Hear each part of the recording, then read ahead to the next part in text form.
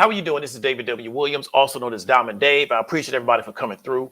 What we're going to talk about today is the fact that Russia has been canceled. Pretty much Russia's been pushed out of the world economy.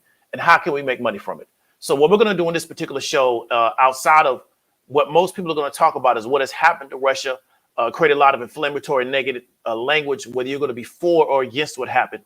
What I want to do is create content for people that want to try to figure out how can we take the situation that's going on from a macroeconomic standpoint, and how can we figure out, is there an opportunity for us and our members of our group to capitalize from it?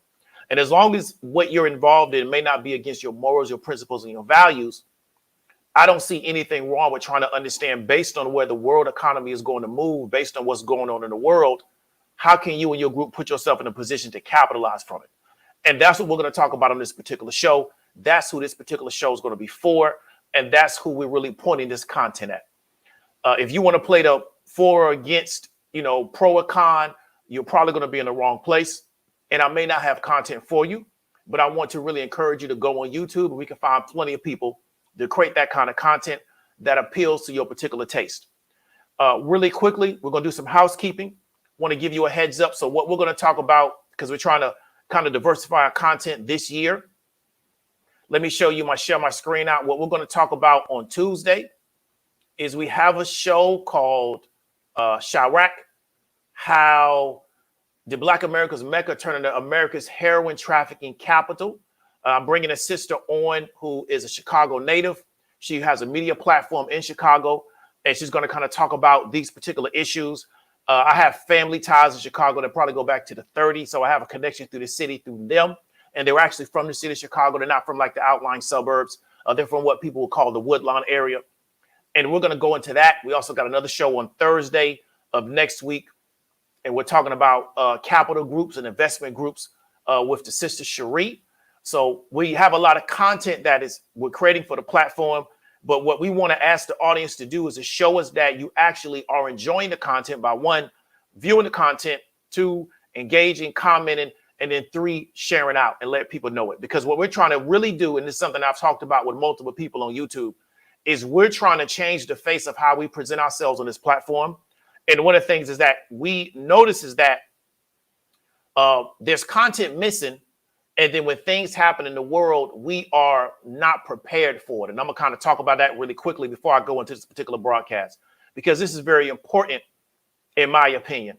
So what you got to really realize, and we're seeing more and more of that, is that the people that you're dealing with, the conversations that you're having, the groups that you're around, they kind of determine how you see the world, and they kind of determine what's important to you.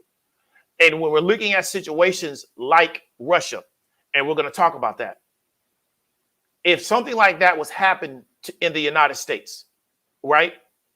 If you fill the last 15, 20 years of your head with the pill content, red pill, pink pill, Percocet pill, Vicodin pill, if you played the gender war game, if you played I'm better than people because I just figured out now how to finally make some money in the economy, even though the valuation is that you had to have been doing it, but I figured it out. If you are playing that game and the economy gets pulled out from under you, you will find out that those conversations will not benefit you in the new economy, right? And I think that's what a lot of people are not understanding, because they're under this situation, is that how we're living in America is going to stay constant, but it won't. We're seeing that I think the 30-year interest rate is around 4%. As more and more people go into the housing market, they're going to find that the housing prices are higher, but you also got a higher interest rate. When in reality, I would rather buy a much more expensive house at a lower rate. That's going to impact them economically. You may be able to identify every scam guru in the world, but that won't help you out economically. It won't help you out from a tangible and a material support. No disrespect to the ADOS, FBA people. I respect those particular movements, but I'm not wasting my time beefing with Africans because, they don't have the solution, because that's why they're in America. So I know they don't have solutions to a lot of problems. And I just want people to understand is that as these things continue to unwind and unravel, many people are going to find out is that the conversations that they've had over the past 10 to 15 years, they can't get any information from those conversations to help them. They're also going to find out is that a lot of the entertainers that they've made very successful, won't have any information for them in this new reality. And that's something that I was talking about, is that this event that's going on in Russia and the Ukraine has become a world event. And what we see is that a lot of the entertainers are becoming less and less important because the power structure has told the media to concentrate on this event. So then we see that the celebrities really don't have a place, because the role of the celebrities is to distract us from what's going on in the real world. You can't go to your top celebrity and ask them, well, how do I deal with this high rate of inflation? They're just here to entertain you. They don't have any solutions in that particular area because they're here to entertain you. And that's what I want people to understand, is that the people that you're having conversations with, the issues that you think are important, the issues that you're letting people present to you as if they are important and you're making this the topic of your life, as we get farther and farther down this particular economic path that we're going to. And I'm not one of those type of people that tell you the sky's falling every day. But we're moving towards a very direct economic path that is going to impact you. It's not going to just impact the girls that do OnlyFans. It's going to also impact you because of your economic situation. When it impacts you, you're going to have to really deal with the scenario that the conversations that you've been having with platforms like YouTube would give you free access to get access to all this information. Those conversations were not conversations that were going to allow you to be successful in this new reality. And that's what I want people to really understand. Okay, we're going into 2022. We're seeing a lot of economic stress in our economy, not just locally, but also on a national, also on the world level. And I see a lot of people are really not prepared to even have these kind of conversations. And I'm talking about grown people. My channel is not targeted towards school children.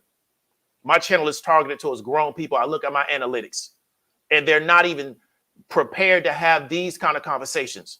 But these are things that are going to impact them, because if the cost of oil keeps going up, there will be a detriment to American society, right? And you're going to have to deal with it, because you can argue that the United States government should do this and that, but you haven't built the power, right? And you don't have the economic power to make them do it. So then therefore you're arguing over something that you don't have the ability to impact. And that's what I want people to understand. So this is why we have these conversations, because I notice is that things would happen in the world and we're being presented the information as a way to get a response out of us.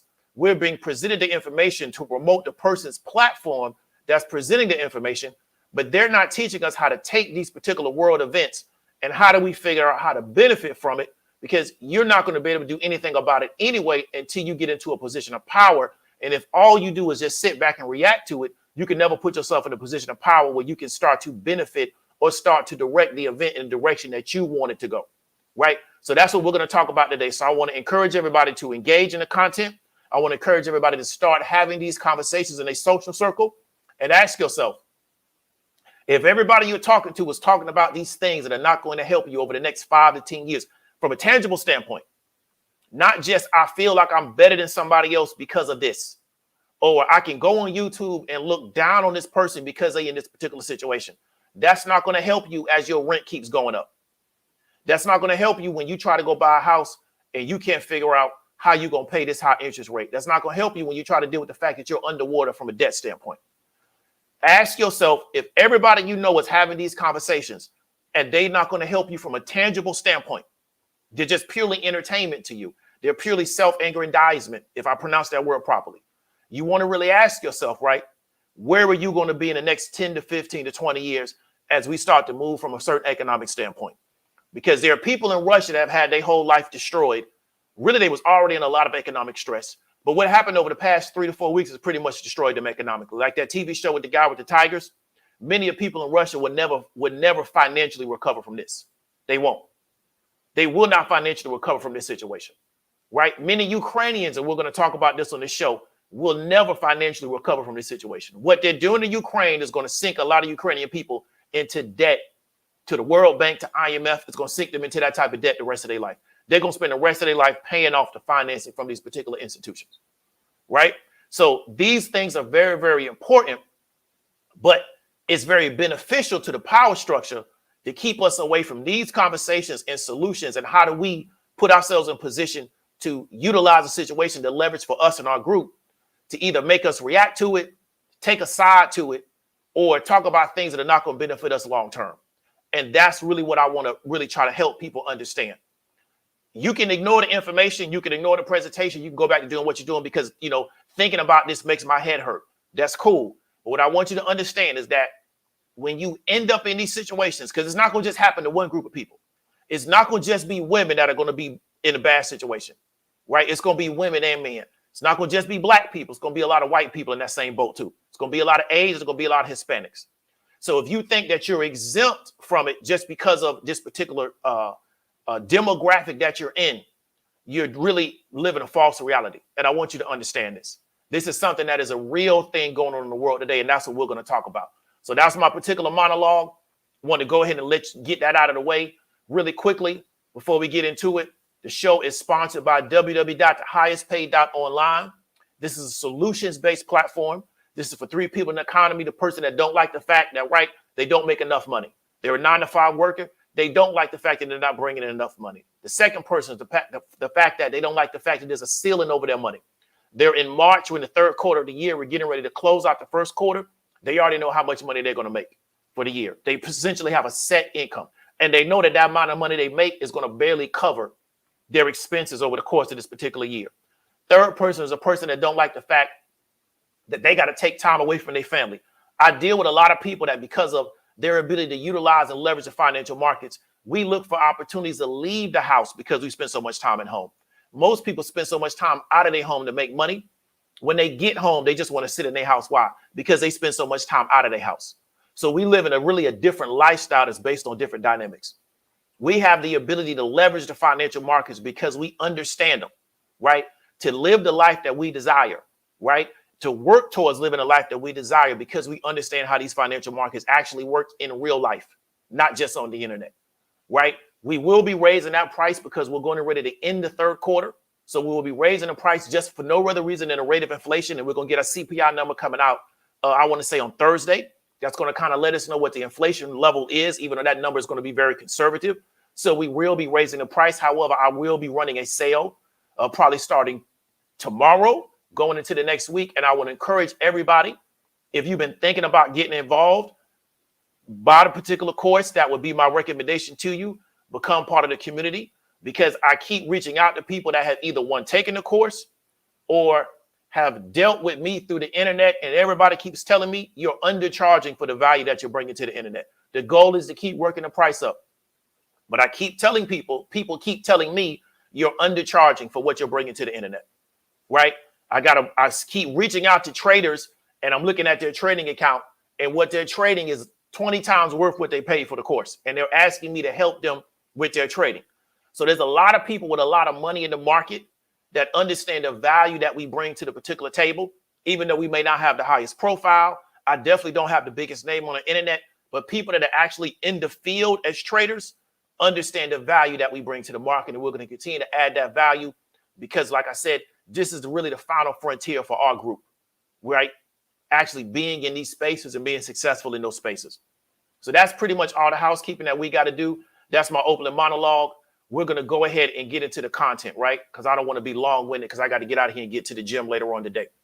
What we're seeing with this issue with Russia is the fact that they're being canceled out of what we call the world economic system, right? And what we saw was that they chose to invade Ukraine, right? Went back and forth between them and the United States, them and NATO. They finally chose to go ahead and do it. As a result, economic sanctions have been levied against this particular country. Now, this is very routine for the United States. If they have a country that they don't like, they normally go the economic sanctions route. They did the same thing to Venezuela. They did the same thing with North Korea. They did the same thing to Cuba. However, what we're seeing is really like a mass movement against Russia. Multiple corporations are claiming that we're no longer going to do business with this country. So the United States has been able to convince international corporations to no longer do business. We're seeing people that are divesting their investment portfolio out of Russian companies, and they're essentially saying it's up for sale. We're seeing the Russian stock market tank. It's been closed now essentially the past last week. They say it may not open again until Wednesday. It is very unusual for a developed country to have a closed stock market. We're seeing the Russian economy is being hammered as a result, with the intent to either make Putin stop what he's doing, or to make the Russian society so uncomfortable they decide that Putin is no longer going to be the leader for them. Okay, that's all well and good. It is what it is.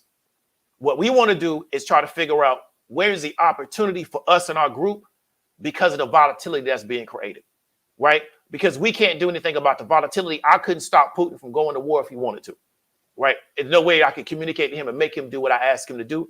And I could stop the United States from levying economic sanctions. I can't.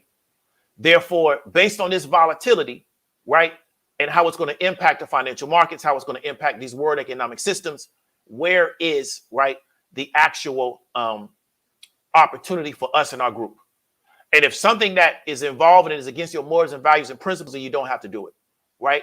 I would look for opportunities in child sex trafficking because I don't get involved in that.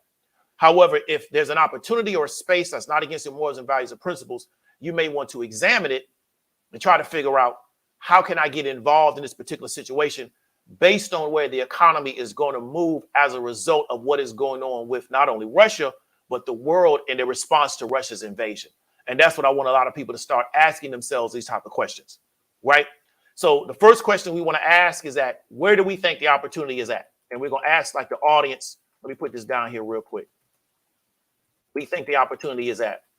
And we're going to ask the audience just for some, what sectors or industries do we think the opportunity is at, right? And if you've been following the opportunity is at, if you've been following like any of the world headlines, it shouldn't be that difficult to come up with something. So where do we think the opportunity is at, right? So energy, commodities, definitely energy, decentralized finance,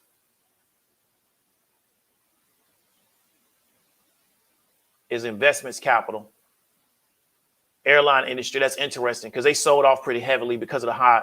So bonds in, I wish, could you elaborate on that? Because they sold off fairly heavily because of the oil going up.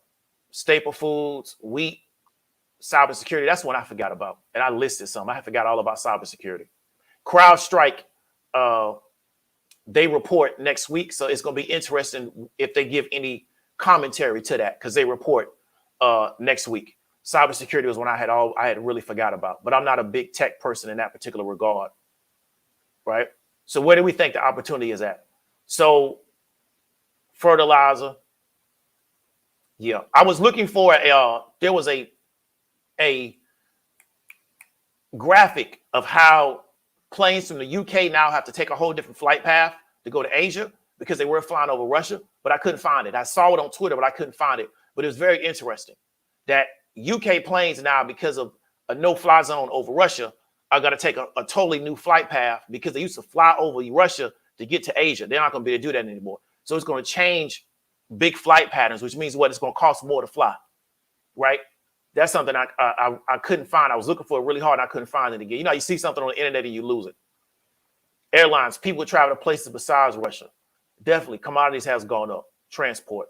So this is something that a lot of people are not talking about. I'm going to list this, right? This is something that I think we're missing.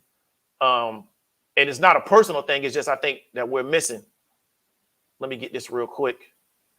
Real quickly, the first thing we're going to go to is defense contractors. So it's defense contractors. Because this is nothing but, to me, a big defense contracting play, right? So the United States already, and I'm going to show you an article in 2014, had already committed to so much of security to Ukraine. This issue has been going on a long time, and that's something that Katrina talked about, is that when Putin took Crimea, that was around 2014, there was a response to it, but the United States has had troops in that area since Obama was president. This situation has been going on a very, very long time. It's now just reaching this climax point to where it's kind of got over the top. But this situation has been going on a very long time. So you have defense contractors because the United States, even currently now, has sent money, right, for the Ukrainians to buy weapons. Most of those weapons are going to be U.S. manufactured weapons. Those Stinger missiles, or was it not Stinger missiles, the Javelin missiles, that's a U.S. design missile. It's a U.S. probably manufactured missile. So what we're going to see, and we're seeing is, and we've seen this before, is that we have a war the Russians don't necessarily fight like the United States does, but they may get to that point where all the infrastructure is destroyed. Then what happens is we now have to come in, and I'm going to talk about that, with contractors to repair the whole economy of that particular area. But what we're currently doing right now is defense contractors, because now what we may have is this may be our new war. One thing about these Western states, United States included, they're always fighting somebody. This is why it's always interesting where we are made to believe that one group of people is where the safety's at. I can't tell because they're always at war. So we pulled out of Afghanistan, right, after spending billions of dollars there. Now we need a new conflict. Well, it didn't even take a year for us to get a new one. Funny how that worked. Didn't even take a year for us to get a new conflict. So now we have this new conflict to where defense dollars and defense materials can now be sent to support, right? And then as things continue to ramp up, we can continue to escalate, but we make it seem like we're doing these people a service. But what we're doing is really arming this part of the world, right? So that's what people, the first thing I'm looking at is defense contractors, right? What defense contractors are benefiting. And I'm going to show you this article real quick about defense contractors. Let me get rid of this screen. Let me show you this real quick. Let me go to the window. Let me go here. So this is from the IMF. No, here's it right here. So this is from USNI News. This is from 2022, right? Options to boost security assistance to Ukraine. They give you the particular options.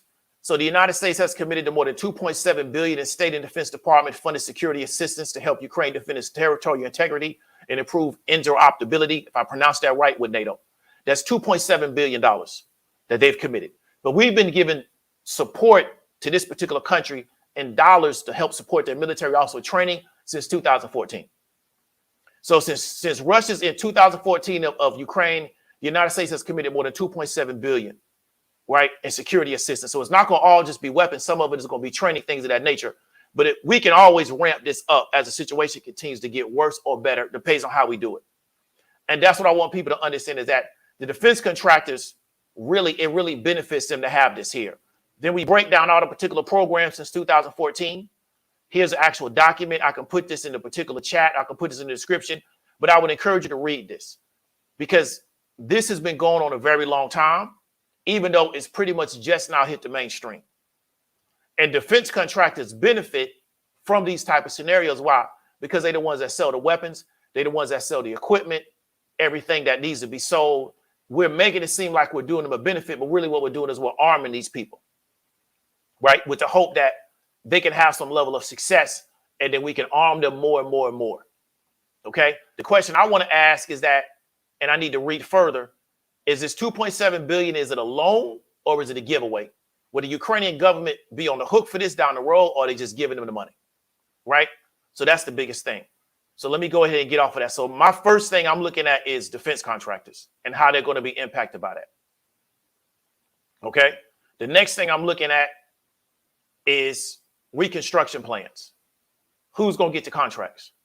And this is really, really important, because if the Russians continue to destroy infrastructure, that infrastructure will eventually have to be rebuilt. So who's going to be the people that's going to get the contract to build it? And will it be U.S. corporations? Because one of the things that we saw in Iraq is they destroyed Iraq, they came in and they leveled it, and then they had U.S. corporations come in and they rebuilt it using IMF and World Bank money. So what the United States does is they just come and they just destroy everything. They destroy all your infrastructure, they destroy all your electrical grids, they destroy all your communications, they destroy all your health infrastructure. And then they say, okay, now you got to rebuild it. Go get a loan from the IMF or the World Bank, and then you're going to take that loan and use U.S. corporations to rebuild your society. That's what they did in Iraq, and that's what they want to do in Afghanistan. It just didn't work. And so reconstruction plans is going to be really important. So who's going to get the contracts? Because if Russia stays over there for an extended period of time and they just keep knocking buildings down, somebody's going to eventually have to come in there and rebuild those buildings, right? And then if this continues to spread to other parts, because the word is that they're going to Moldova next, they're going to have that exact same issue. So I want to look at who does the Biden administration have that are these big construction firms, right? Communication firms, infrastructure people, and who may get the contracts to come in and rebuild the Ukraine. Because for them, the longer this goes on and the more destruction that takes place, the better it's going to be for them. Because that's a bigger contract they're going to get. Because you got the one guy that blew up the bridge. Well, somebody got to redo that bridge now. If roads start getting blown up, somebody got to redo those roads. So we may look up and all the major city areas of Ukraine have been totally destroyed, right? Somebody's going to have to come back in and redo it. And most likely it's not going to be the Ukrainians. It's going to be an outside group. And these are the kind of things you want to look at. So what particular corporations are positioned to help in that particular area? Because it was the same thing that they did in Iraq. Is they destroyed Iraq, they destroyed everything. Because one thing about Saddam is he did have decent infrastructure. They destroyed all of that, and then they had to come back in and rebuild it, right? And so that's what we got to look at. So Bangi says, how would the U.S. rebuild if Russia still occupies? So if you believe Russia's going to occupy it, then the question is, who are the Russian firms that are going to get the rebuilding occupation? Because the issue is that Russia doesn't really have the ability to rebuild anything based on the position that their economy is in right now, because where are they going to get the capital from? So if you believe that Russia's going to occupy it and Russia's going to essentially stay in the Ukraine, then I would ask myself, what Russian organizations that I can get exposure to, they're going to get the contracts to rebuild the Ukraine. So it's not about being right or wrong. The question I'm trying to ask you is that if you think that's the opportunity, then I would investigate what Russian firms do I think are going to have the ability to rebuild the Ukraine, also rebuild Crimea, right? And I can get exposure through them, maybe to some type of ETF, because the Russian ETFs essentially have been destroyed over the past few days, and I'm going to show you a video on that. And we're going to also talk about that, because that's 100% correct, right? And that's already going on. And I really think that's the real play, but a lot of people, they can't see it on that particular level, right? I really think that's the real play. So then the next thing I'm looking at is neon gas, right? So I didn't know until a few days ago that Ukraine was one of the leaders in neon gas, which helps build our semiconductors. So the issue is that is that going to, one, cause a shortage where it can impact, and we've already seen this impact from chips, where we can't do production because we don't have the chips, right? Or is that particular industry going to have to move somewhere else, right? And so I want to share that out also, because I didn't know this until I looked at it, because I didn't know they did anything in Ukraine from a manufacturing standpoint. But I found out they were one of the leaders of neon gas. So let me stop the screen real quick. Let me share this out. Let me go to the window. Okay, so Ukraine invasion choke supply of neon needed for chip making. This is from 3/4/2022. This is ARS Technica, right? So this talks about how the Russian invasion of Ukraine to pile further pressure on chip manufacturing as the squeeze on the supply of rare gases to the production process as the pandemic-related destruction. So Ukraine supplies about 50% of the world's neon gas. So if they're no longer able to supply that particular 50%, does that go to somebody else? Or, right, do we just have to deal with the loss and it impacts chip production? And that's the question that we want to ask ourselves. And so then I'm looking for either, can I short the market as a result of that? Can I short companies that need these particular semiconductors to do business? Or can I find a company that may have the ability to fill that gap, and then they're going to go take that business, because 50% is a lot. 10% is a lot from any one area.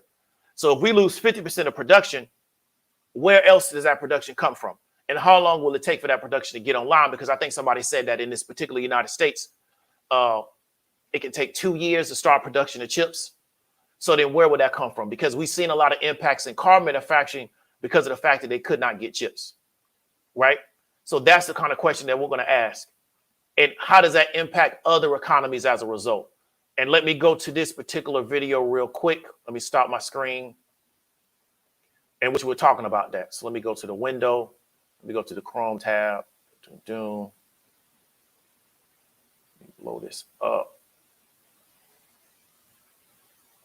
Let me mute myself. Manufacturing process with that supply limited, chip makers are warning that there could be more supply shortages ahead. Let's bring in Yahoo Finance's Dan Halley, who's following that side of the story. And Dan, of course, even before this invasion, there was a global supply shortage because of what happened during the pandemic. How much worse are things going to get? That's right, Akiko. This is an issue with, believe it or not, neon gas. It being Ukraine is one of the largest exporters of neon gas, about 50% of the world's supply. And so the reason why that gas is so important is because it's actually used in the lasers that help to etch the important pieces of a chip onto the actual silicon. So they're a critical part of the building process of the chips that we use on everything from vehicles to smartphones. It's, the hyper advanced chips.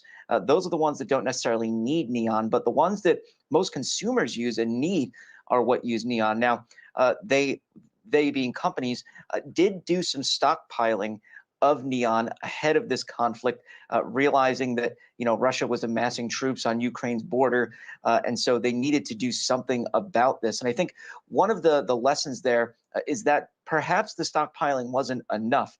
They have about 6 to 8 weeks, is what some analysts are saying, and then they're going to run dry unless there are some exports from Ukraine to the West being able to get these companies the neon that they need to start building chips. And there are some other companies that aren't necessarily going to be impacted in Japan.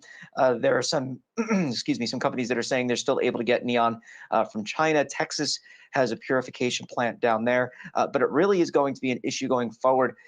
And as you said, this kind of just adds to the pressure that we've already been seeing out of the chip industry, which is shutting down plans for making cars, making lead times for getting access to different types of electronics longer. Apple recently said that they had to cut down on the sale of iPads to boost their iPhone availability. So this is going to continue to be a problem. And, I don't know if it's going to push out that date of 2023 when we were expected to see chips back in stock. But, you got to imagine if the process that you need to build them is now being impacted because of neon, then it could really push it out. Okay, so we understand the impact with neon chips, so we want to figure out where will that particular market maybe go. And also, we also got to realize that as from an ancillary standpoint, if people think that TSM is going to be under threat from China, right, we're going to see a lot of volatility in the chip market. Because just 2 weeks ago, when this initially happened, we saw a lot of shorting on TSM because people thought they were going to be the next chip to fall. Because we know if China takes over Taiwan and they get control of TSM, they're going to try to dictate chip manufacturing. Right? So we got to start seeing all the threads where we think they could go. And it doesn't make anything right or wrong. What I want people to do is see it and have the nerve to put capital behind it, right? Because that's what traders actually do. We don't sit on the internet and debate stuff. We have a conviction and we say, you know what? We believe in our conviction. Either we're going to paper trade it or we're going to put capital behind it. So I want to tell Mr. Nix, I appreciate the super chat. What do I think of SOXS? To be real with you, I don't even know anything about that ticker. So I would have to go study it and come back to you because I don't want to just try to pull a rabbit out of my hat because I don't know anything about that ticker. But I appreciate the super chat and I appreciate you contributing to the platform because you very much have an informed narrative of what's going on. So when we look at people that are traders, people that are investors, if you believe that the market is going in a certain direction because of what's going on, I want to encourage you to try to put some type of conviction behind that. Because if you're correct, you can really benefit from it. So if I believe that TSM is going to be under attack from China within the next 12 months to next 6 months to a year, and I start taking short positions on that, because if China does invade Taiwan, they're going to take over the chip industry and they're going to dictate based on that, then essentially, if you have a shares in TSM, you may end up not owning anything.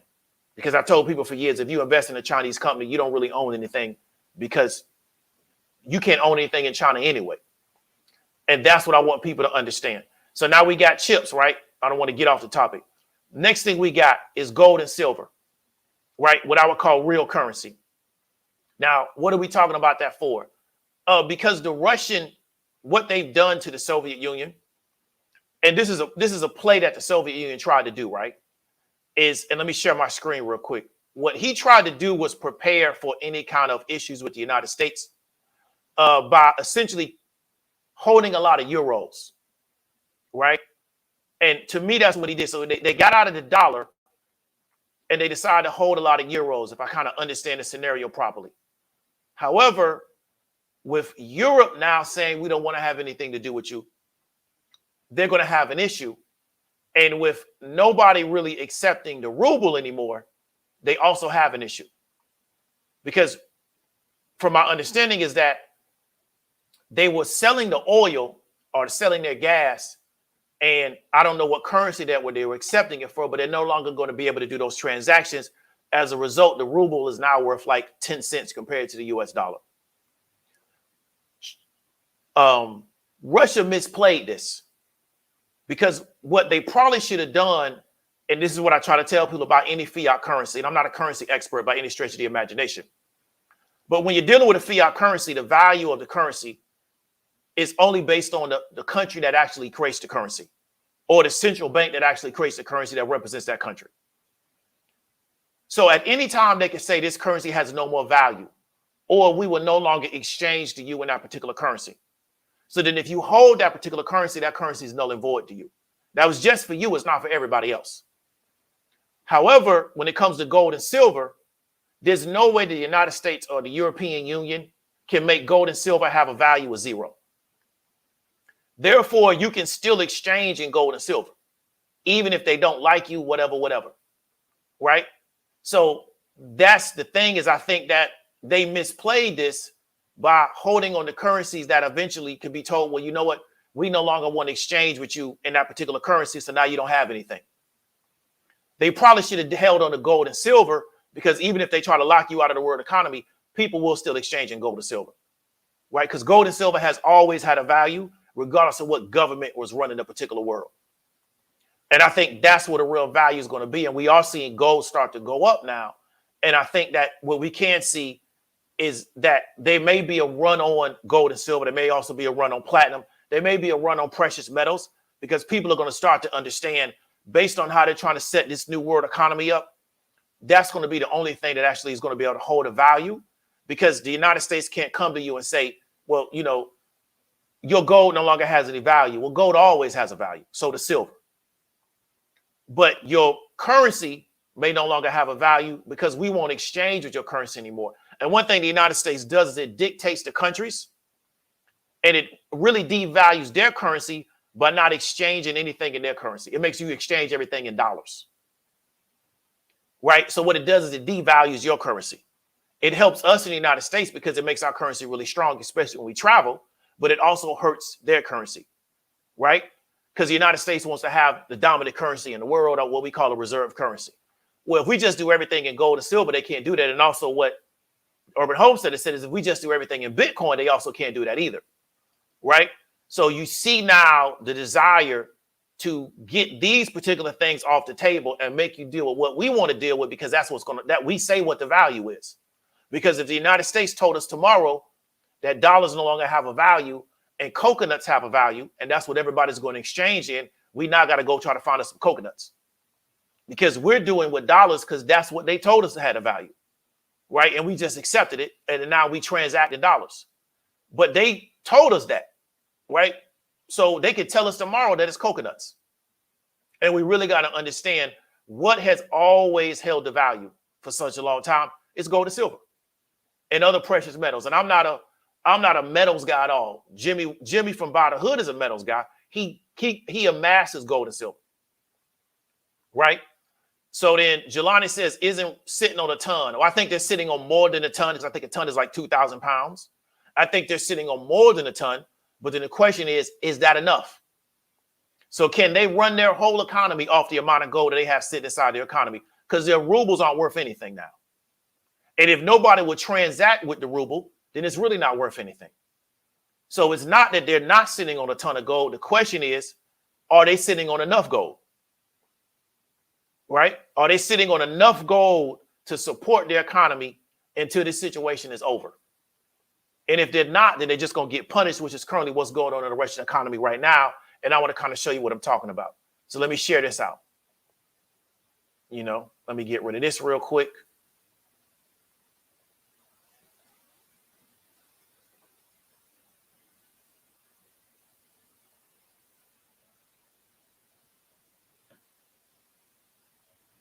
Сегодня Александр Бутманов, экономист, основатель инвестиционного клуба «Союзники», эксперт по биржевым стратегиям. Александр, здравствуйте. Приветствую, добрый день, не говорю. Да, никто уже сейчас не говорит. Биржевые стратегии сегодня это вообще атовизм или вы еще надеетесь в профессии остаться? В крайнем случае я буду работать Дедом Морозом, как 25 лет назад. Ну, это раз в год только. Кроме шуток, давайте быстренько я это сделаю. Я передаю привет Сергею Усиченко, который пел 12 лет назад, 13, за смерть фондового рынка. Сегодня я пью газировку. Дорогой фондовый рынок, ты был нам близок, был интересен. Покойся с миром, дорогой товарищ. Я не буду комментировать этот флешмоб, не хочу, потому что я в это верить.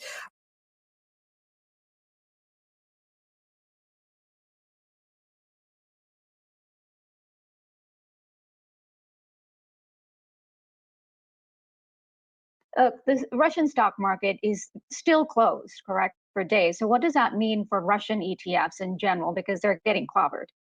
Yeah, so not only is it closed, it's going to be closed tomorrow. They just announced that a few minutes ago. I think we'd be shocked if they opened for one session on Friday before going into a weekend in the middle of the war. So I think it's safe to assume the Russian market is closed for the foreseeable future. The big ETFs that track this space are in an interesting position. The biggest one in the space is RSX. It's the VanEck Russia ETF. Until the last couple of days, it was about $1.5 billion. Now it's sitting at about $200 million for the obvious reasons. These funds don't generally own the underlying equity in the MOEX, in the Moscow exchange itself. They tend to own GDRs, global depository receipts, either in London or sometimes in the United States. And those are still trading. The challenge is they're trading now at really delistable prices. So something like Gazprom that previously was trading at a couple dollars, it trades in dollars in London, is now trading at literal pennies. And we have Sberbank, which is now pulling out of Europe, trading at actually bid zero for part of the day and bid a penny most of the day. Obviously, these are not viable securities anymore. So what happens in this environment is the ETF becomes price discovery for the Russian market at large. So when you're looking at something like RSX, it's important to focus on what it's trading at and not try to worry about net asset values or what it might be, quote unquote, worth in a fair market, because there is no fair market for those underlying securities right now. It's one of those cases where ETFs really become the entire market. If this conflict continues for a protracted amount of time, what impact does global companies pulling out from Russian oil projects like Gazprom have on the sector as a whole? Well, I mean, we're in really unknown territory. I mean, the last time we really had a push to effectively create a pariah state out of a connected state was probably the late 70s in Iran, when obviously global markets look nothing like they look right now. I've actually been somewhat shocked by the speed at which the global financial community has moved, not just in sort of a regulatory level, like it's sort of official sanctions, but individual companies announcing that they're selling individual projects, particularly in the energy sector. I think it's very difficult to say what that means with sort of big air quotes around it. I think we are genuinely in untested territory. So what I'm telling people these days is to be very, very cautious, trying to call a top or a bottom in any piece of this. I think it's a very dangerous time to start trying to play energy and oil. I think it's a very dangerous time to try to call a bottom in Russian stocks. I think there's far too many shoes to drop here. How difficult a position are index providers in at this point? MSCI removing Russia from its index, others under pressure like JP Morgan. Yeah, I think it puts index providers in an interesting position because things have moved so quickly. What we've seen most of the index providers say or announce so far has been effectively a cessation of any changes to the existing indexes. That is, MSCI has a Russia index. They're not canceling the Russia index. They're simply saying we're going to freeze it for a while. We're not going to make any changes, additions, rebalances, corporate actions. It's going to stay static. That's what the MVIS index behind the big Russian ETF is doing as well. That's sort of a minimum condition. That's just sort of a pushing back from the desk and seeing what the world is going to look like in a few days. The bigger question is they move towards rebalance periods, say towards the end of this month, as they start looking towards a market that may not reopen for foreign investors at all. It creates interesting questions about what you do with Russia, say in a broad emerging markets index. Do you kick it out right away? Do you transition out? It's a very difficult situation. It's not even clear to me what, say, a big broad emerging markets fund would do with their Russian stocks if it got kicked out of the market, kicked out of the index, because there is literally nowhere to sell them right now.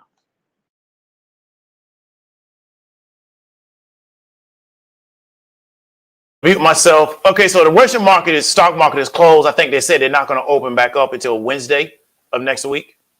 A lot of people are going to be tempted to buy Russian ETFs very, very inexpensively. I'm not saying that's wrong. I'm just saying that know what you're buying, right? The Russian stock market is closed. When you have a market that's closed in a developed country, that's a big deal. The ruble has collapsed. That's a big deal, right? That's a big deal. Russia's not a backwater country somewhere. This is a major country with nuclear weapons. They do international commerce. They're an energy provider to the majority of Western Europe. They were providing half of Germany's gas to Germany. So essentially, they're undergirding the German economy because without their gas, the economy doesn't run. And they're closing their stock market. That's a big deal, right? That's a big deal. Now, there's opportunity there, but I want you to understand that. And I was talking about the RSX last week. I had too much capital in the market, so I couldn't play that because I was going to try to get a lot of put contracts on that. That's gone from $16. It's trading now, I think, around $5, $7. I don't think that goes back up anytime soon. Right? The only opportunity I see there maybe is to buy some shares and then to sell call contracts to somebody that thinks that it's going to go up, which I don't think so. But people like to buy stuff at quote unquote discount. Most of the companies inside these Russian ETFs are null and void, especially if they're energy companies, because nobody's going to do business with them. This may cause Russia energy to get pushed to China. The downside of that is that Russia, if the way a market works is if you only got one person that wants to buy what you are selling, you don't have any leverage because you only got one customer, right? Now, they will be able to sell things to the black market. They will be able to sell things through intermediaries where I buy it, I sell it to somebody else, and they sell it to, I buy from Russia, they sell it to somebody else, and they sell it to somebody else. Glencore made a lot of money doing deals like that back in the 80s and the 90s. However, if they get pushed to China being pretty much the only country that really wants to buy the majority of their energy, they're going to have an issue because why? They're only going to have one buyer. So why would China buy it at a premium price if nobody else is competing for it? So these are the kind of things that you want to ask yourself. But as of right now, I would be very careful investing in Russian companies because we don't know how far this thing continues to go. Right? This could go on another 6 months. And so if they lock Russia out of the world economy for the next 6 months, what happens to the stock market? When does the stock market reopen? Only time I've seen the market close in the United States is the day, I think, after 9/11. They came right back and had that thing running again. Why? Because we got to make money. We can't sit around and not make money. So what Russia has said is that not making money is not important to us anymore because we'll close our market up. That's what I want people to look at, right? So that's what I want people to really understand. A lot of people are going to try to buy into these ETFs. I'm not saying they're wrong.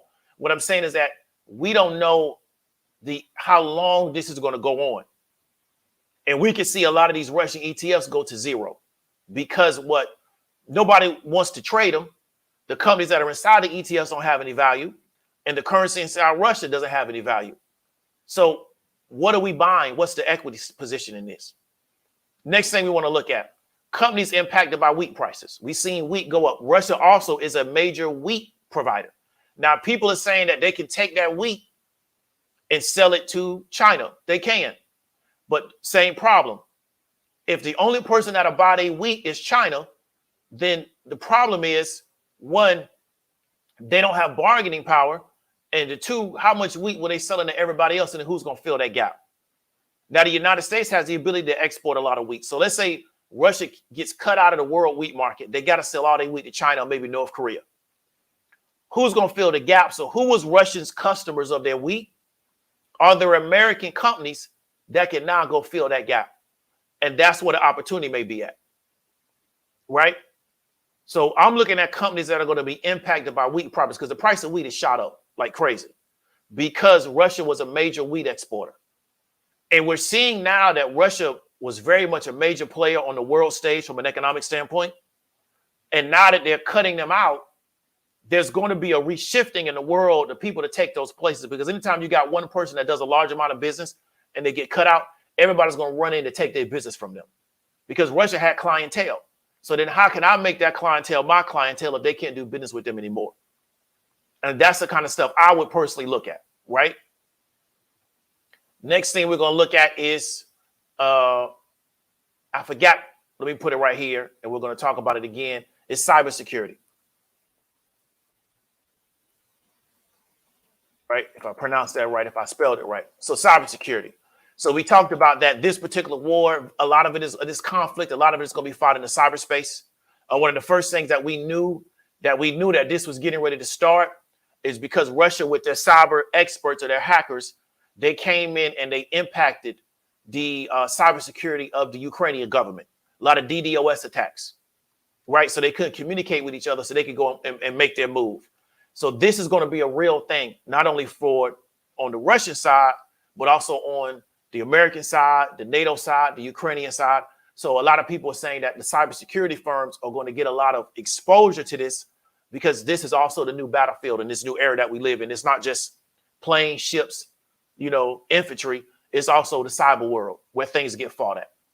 And so that's also something that we want to examine. So what companies do we think are best positioned to take advantage of this scenario from a cybersecurity standpoint? And not just the company, what company that I would be looking at is the best managed, right? Or is there an ETF that covers all the cybersecurity companies that I can just get exposure to it?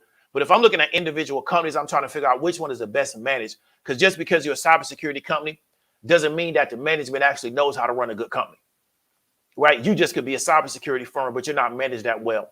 So kind of what is the best to breed from a cybersecurity standpoint, and are they positioned to go and get some of these contracts to provide cybersecurity? Because we talked about before, the way this is going to look, most likely Ukraine is going to get destroyed.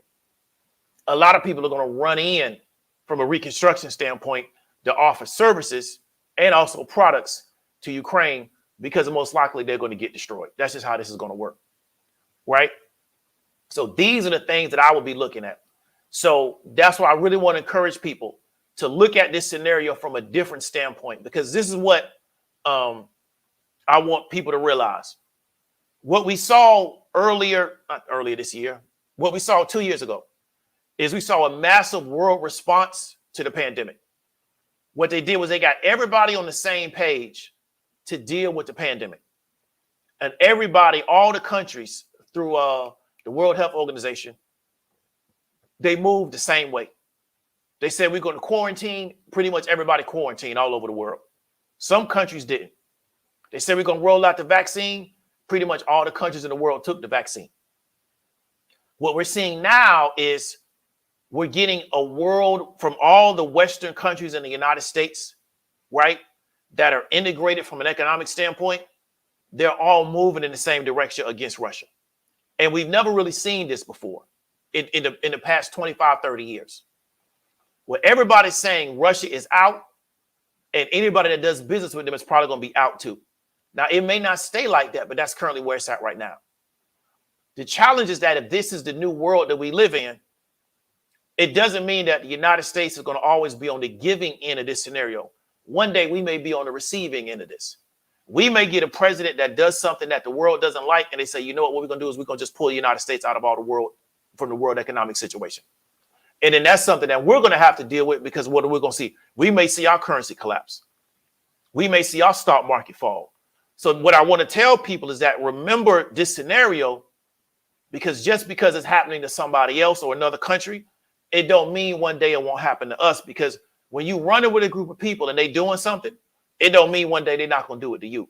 They just may not have it done to you yet. And so what the United States has shown is that we're running with a bunch of people. And what we've decided to do is take a country and just essentially wipe them clean economically as punishment for their behavior, instead of doing like a traditional war against them. Why? Because we're scared to go war against them because they got nuclear weapons. But that doesn't mean that one day we may not get a leadership group and they do something the world doesn't like and it doesn't turn around and happen to us. And that's what I want people to understand. So when you start having more of a fluid perspective of how this world works from an economic standpoint, you can see the opportunity so that if it does happen, you have some kind of protection against it, because we can't dictate what the government of the United States does, and we definitely can't dictate who they put up as the leader of the United States. But I would prefer to do it this way than to sit on YouTube and argue over this, that, the third, and what the governor of the state of Florida did. That's not going to make you $5 by next week. But there's a lot of opportunity in this market right now, because this volatility has helped me, because I was short certain companies, and because the market is more volatile when it comes out that Russia's attacking nuclear plants, which is making people very anxious, because what we don't want is I don't know what you want to call it. It's not a spill, but what we don't want is any incidents that can expose us to that particular nuclear material. Is creating a lot of anxiety in the market, which is helping the positions that I have in which I'm short these particular companies. Right. So I'm benefiting from all of this anxiety in the market. Right. Because I'm positioned in the market a certain way. And that's what I want people to understand. Because ever since I've been a child, these people have been fighting. I can't remember a time in which they were not fighting each other. Right. And so I just really believe they're going to be fighting each other until I'm gone off the planet. And then they're going to still be fighting each other, because I just believe that's the nature of this tribe of people. I don't think this is ever going to stop. So because I don't think they're ever going to stop, right, I'm just trying to figure out how me and my group can capitalize on what they do. Right. So we got any questions? I'm going to read the comments before we get up on out here, because we're pushing on the 56-minute mark. Facts, Blue Sox. Right. They can be used against. Exactly. And I think one day it's going to happen to us, because I think there's a misconception in America that we're always going to be this powerhouse company. You know, and I say this again, if you running with a bunch of people and they doing stuff to people, one day they may turn around and do it to you. Now, we think it won't, but it will. And we saw what happened. You from the West Coast. We saw what happened to Nipsey. You know what I'm saying? But that ain't nothing that was unknown to the people that he was running with. We know that that organization and that crew he was running with, that's what they get into. So one day it just happened to him, unfortunately. You know, so I agree with you. It can happen to anybody, including us.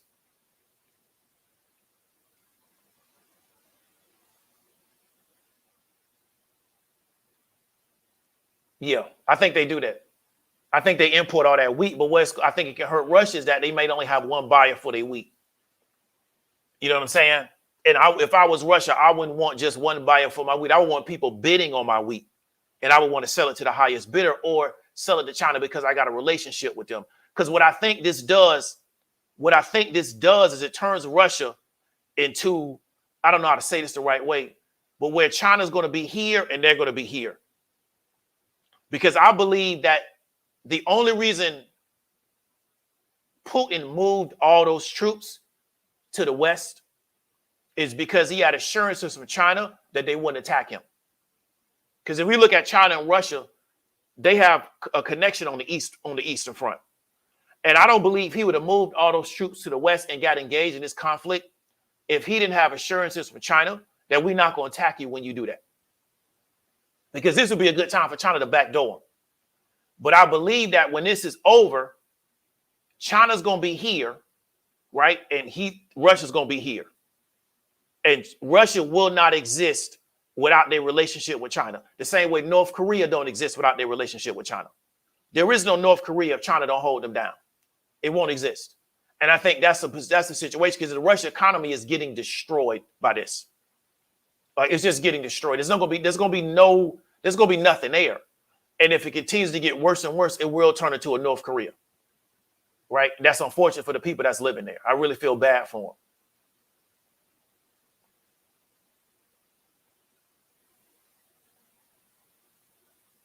Yeah, I saw that. I saw that too. That's something that the CEO during the earnings call was talking about. So this may be a big gift to them. Because I learned about Palantir from somebody that worked in the military.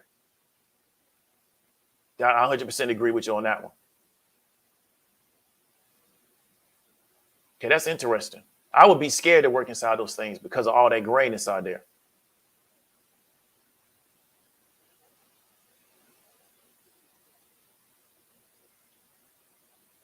Yeah, well, they were buying a lot of, I want to say soy. I don't know about wheat, but they were buying a lot of soy, but maybe also wheat. They also buy a lot of meat from us too. So I would look at the actual number of imports into China. I would actually observe them. And then I would try to determine based on that. I would actually observe how much, because they were buying a lot from the United States.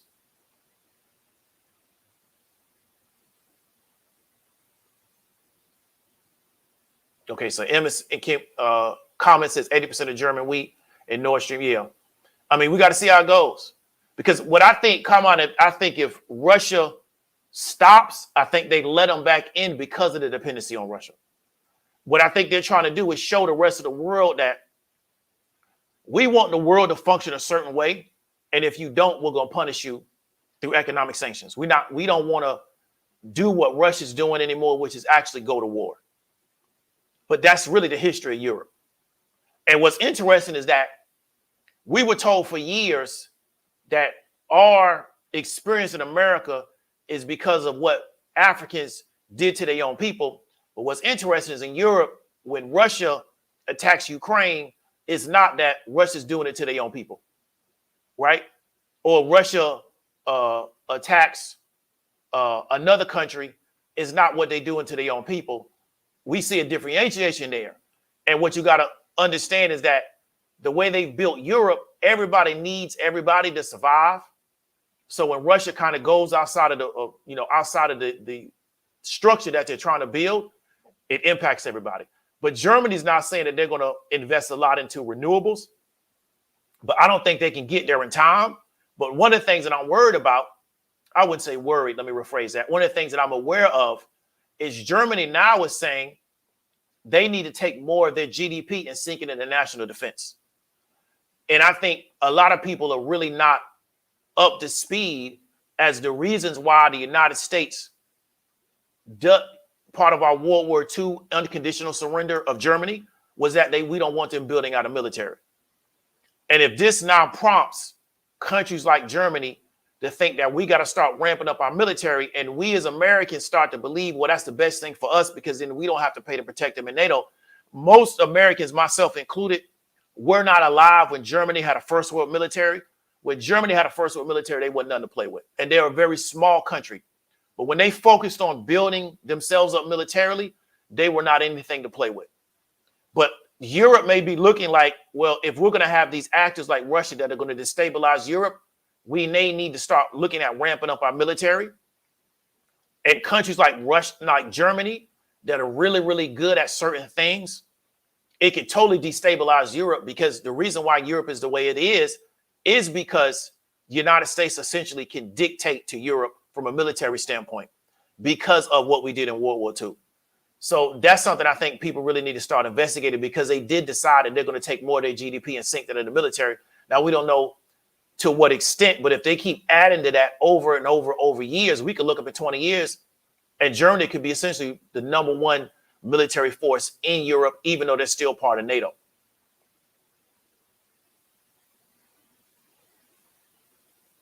So all things not a gene.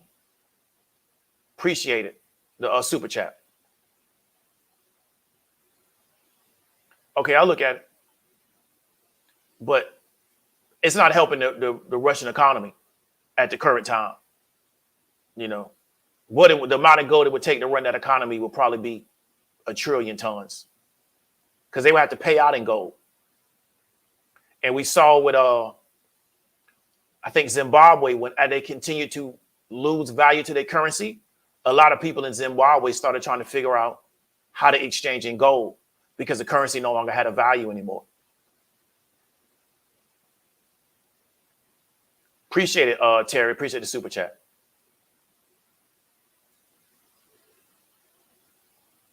Yeah, I think there would be a shortage on chips.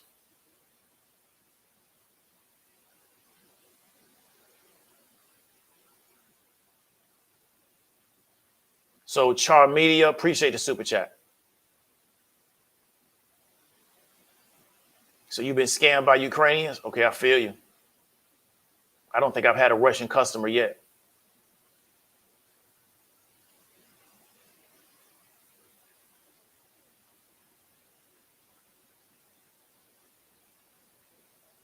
That's terrible. That's a shame.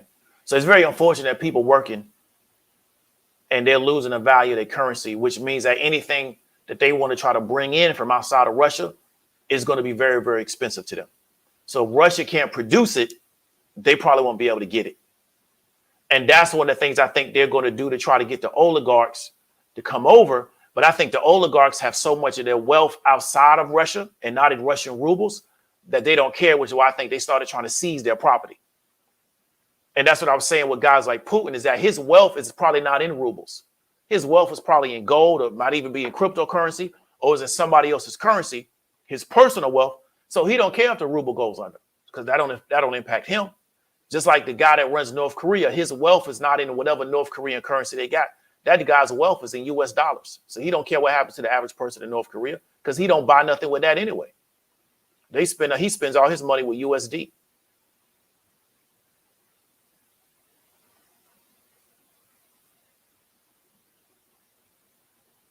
Yeah, definitely. Which is unfortunate, because Africa can pretty much grow all the crops that they need on a continental level. You know, really, that's unfortunate, because from a level on a continent level, Africa can grow all the crops they need. And we know that why? Because it was people in Africa before there was people anywhere else. So we know that they have the ability to feed themselves, but because of mismanagement, they can't. So it's interesting that Africans are trying to get crops from outside of Africa, when, you know, they should be able to grow everything they need on the continent. You know, but it is what it is. That's how the world economy works.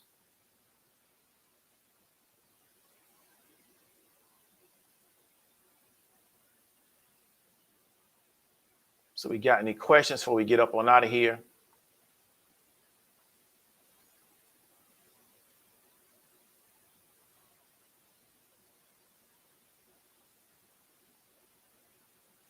Yeah, definitely. You know, we just got to know what opportunities at. Yeah, but America's been on the decline for a long time.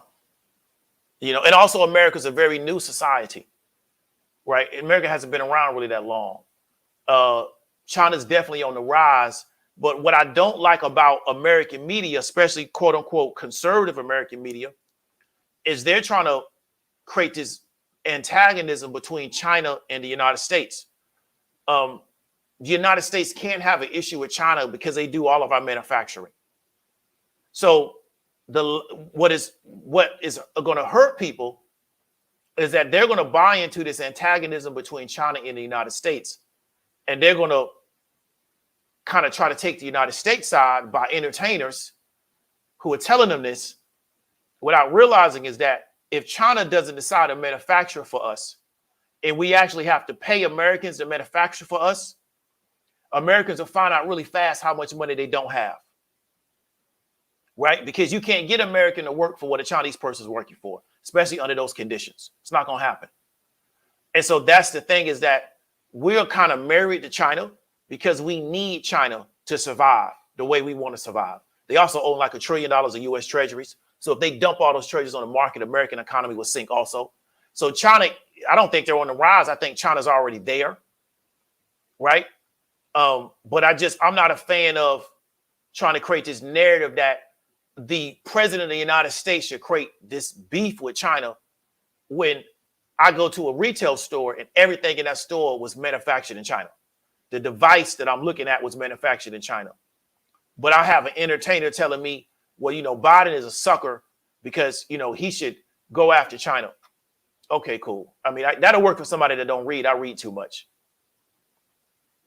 Yeah, definitely. I think that happens. You know, if this continues to go down the direction it goes, which benefits China, you know, but it don't benefit Russia, because Russia essentially has backed themselves into this particular position.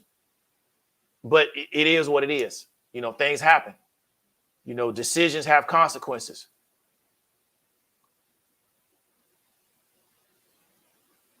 Yeah, I don't know what land they would want. Pretty much all of, you know, I don't even know why somebody would want to live in Russia if I wasn't born there. Everything east of, I don't know what part of Russia is just tundra. I mean, it's so cold up there, it's ridiculous. You know.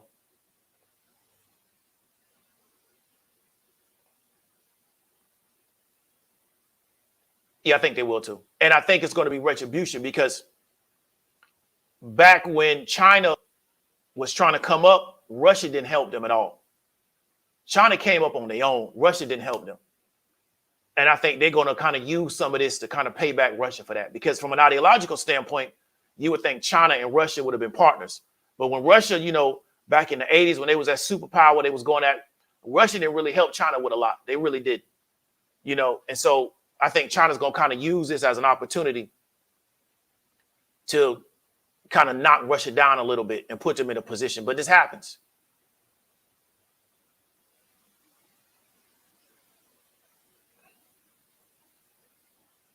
Yeah, Japan, I don't know as much. Germany, we'll see. I don't think that's going to go the way people think it's going to go, but we'll find out.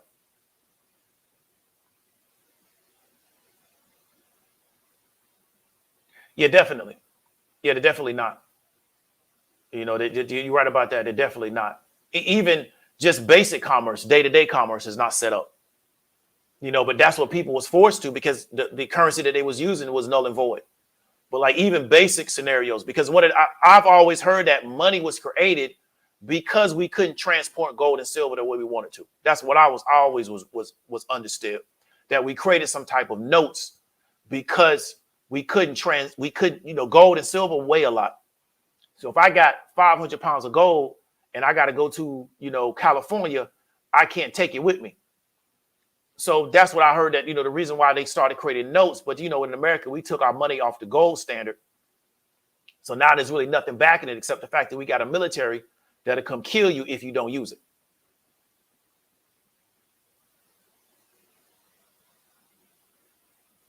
How many of them did they have at the bank? How many US dollars did they have? And where was they coming from? They was coming from Mugabe because he had all the money. Yeah, I read that too. You know what I'm saying? I read that too, which is interesting now. So now they going to Iran to try to get oil. They might as well just go to Venezuela. It's closer. And bring Venezuela back into the fold. Right? To me, there's a perfect opportunity to go to Venezuela, repair that situation because they got all the oil. Right? They have all the oil. I heard they got more oil than anybody else, but some people say the United States got more oil. But they might as well just go to Venezuela and try to work a deal. But I mean, I don't know. But yeah, it's crazy how they going out of Iran. And they spent years trying to convince us that, you know, Iran was the worst place in the world. But if I was Iran and every time I cut on TV, somebody talking about they getting ready to attack me, man, I'll be trying to make every weapon I could. Because all y'all talking about is coming and trying to kill me. I got to make every weapon I can.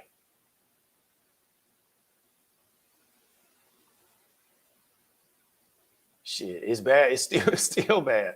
Yeah, I believe that too. It's still bad. I mean, if you're trying to buy anything American, because one time I tried to buy something from the UK, I say, man, the exchange rate is crazy. And I was using USD.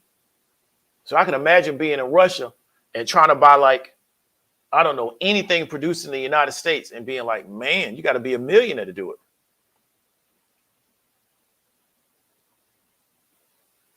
I believe you, Mr. Licks, but my advice is to learn how to load a gun, learn how to shoot a gun, learn how to grow some type of crop, learn how to store food.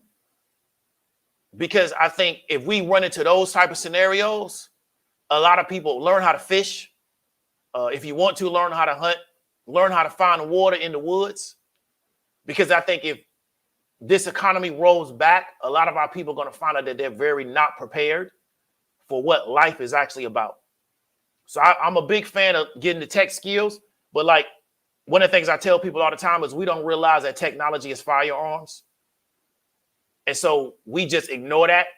And I think that if this economy contracts, which it eventually will, we're going to find out how important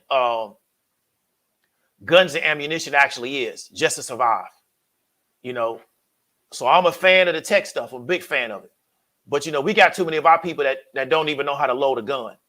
They have no idea. And a lot of the people that got an issue with us, they could probably load a gun with their eyes closed, you know, and they shown that they'll use them on us, like them people out there in Georgia.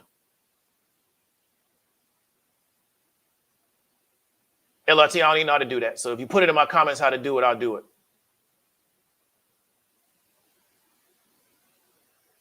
Can they get out of the country? Right? Can they get out? So it may cause a mass migration, but can they get out of the country? You know, now a lot of Venezuelans came to Florida because they could get out. They went to Colombia also, but they could get out. But can they get out? Right? That's the question. Because sometimes a country won't let you out. Like a lot of people, you know, you got to literally escape from North Korea. You know, you can't get out of the country. Yeah, that's the issue. You know, Americans don't realize that our whole life is based on cheap labor from China. You know, every device that I'm using most likely was made in China. The computer, the webcam, everything. The headphones I got in my head most likely was made in China. Right? So I was able to get them at a price because really cheap Chinese labor created them. But we have to be in the right environment so we talk about our relationship with China from an economic standpoint. All of this, like I said, when this thing goes south, none of those entertainers are going to have any information for you. They're going to be trying to get out of the country, or they're going to be trying to go somewhere. They just here to entertain people.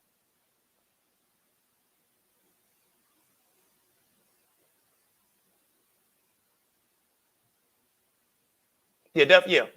There was an article about, I was watching this documentary, and Mao, who was a fan of Stalin, went to Russia, and he thought that they was ideological friends. Because what's weird is that the Communist Party of China, if you read their constitution, would say like, we're founded on principles of Marxist-Leninist ideology.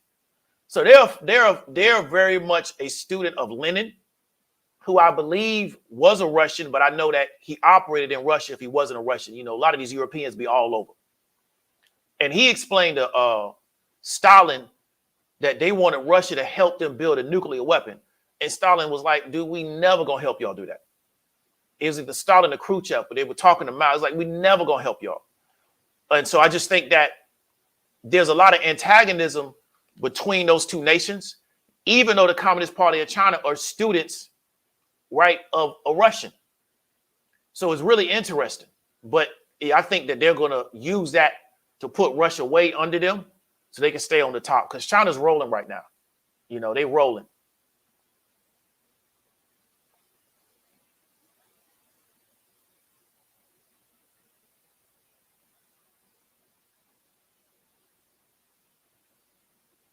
Good deal, Blue Sox. Good deal. Yeah, wasn't they talked about ghost guns on his, I don't know, whatever you call it, his national speech the other day. You know, it is what it is. You know what I'm saying? But yeah, ain't nothing wrong with that. Do what you got to do. They doing 3D printing the guns, which is difficult, but once you figure it out, you figure it out. And I'm not a gun nut, but, you know, I'm a fan of people being prepared to defend themselves. You know what I'm saying? Because like I said, you're dealing with a bunch of people, man, they just always at war with somebody. They just won't stop. But they try to convince us we the most violent people. Man, please. There is no African that would do what Putin's doing. It's not an African leader that would do that. There's issues in Africa. There's no African leader that do what Putin is doing. It's just, it won't happen. You know, this is just on a whole nother level. Yeah, he did. He talked about ghost guns. That's what I was talking about. He talked about them ghost guns. I say, yeah, I see you brought that up. You know what I'm saying? Ghost guns. You know, they got to make sure they know every gun you got. They got to track it and all that. Okay, cool. It really ain't y'all business what gun I got, but it is what it is.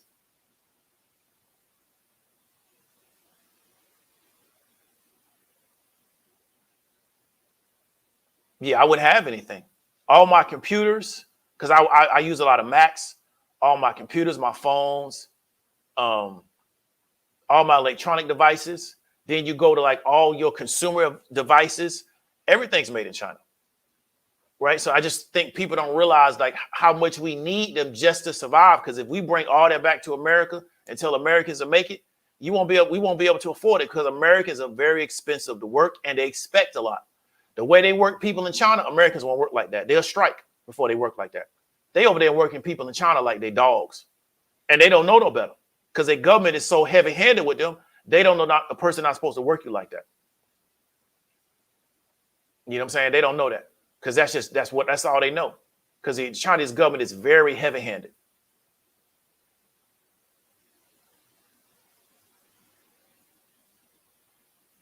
Yeah, Second Amendment.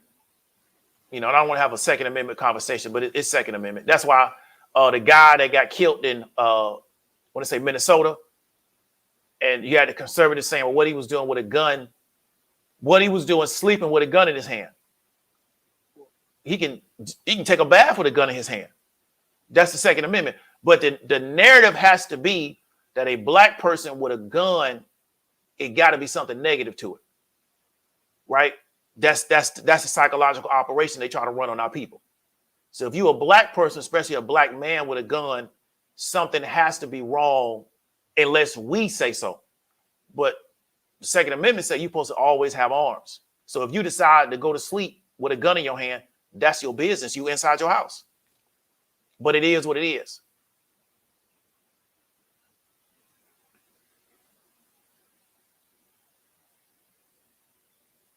Yeah, we got to see how it go, Urban, because the question is who's going to come after him, you know, and we got to see how far that economy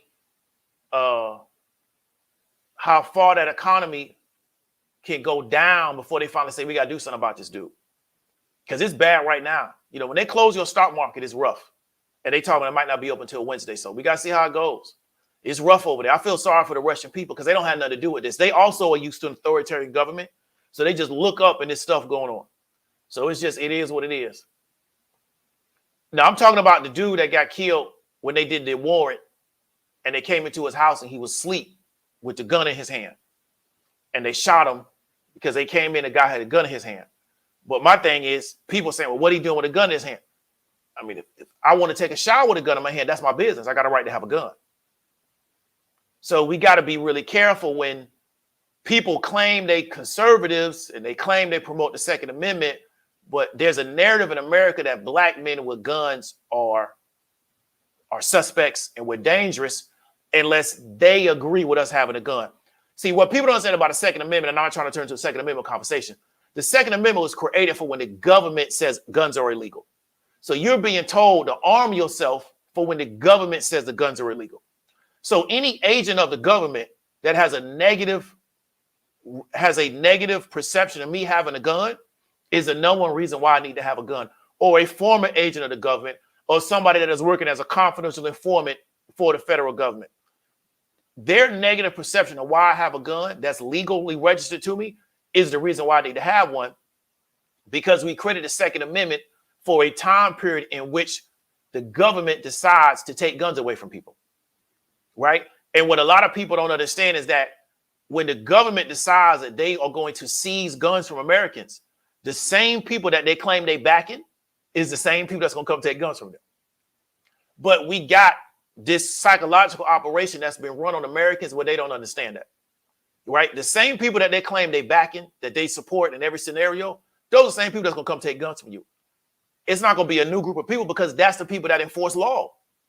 So when they say having guns is against the law, that's who's going to come take your gun from you. But we dealing with Americans that, you know, they can't really think their way through a lot of situations. So that's what I, wanted people to understand. It's not a Second Amendment conversation, it's a market-based conversation. But you got a right to have a gun. If you are legally registered to have a gun, you can have a gun anywhere. Now, I'm out here in Texas. They tell you on certain buildings, you can't have it concealed. We don't want you inside our building, right? With it. But, they got to inform you of that. But, like I said, we're going to stay on topic. Hey, play you right. Let me stay on topic because I don't want to get sidetracked. It's a market-based conversation. So that's pretty much what we're going to talk about. I just want to encourage everybody. When these type of situations happen in the world,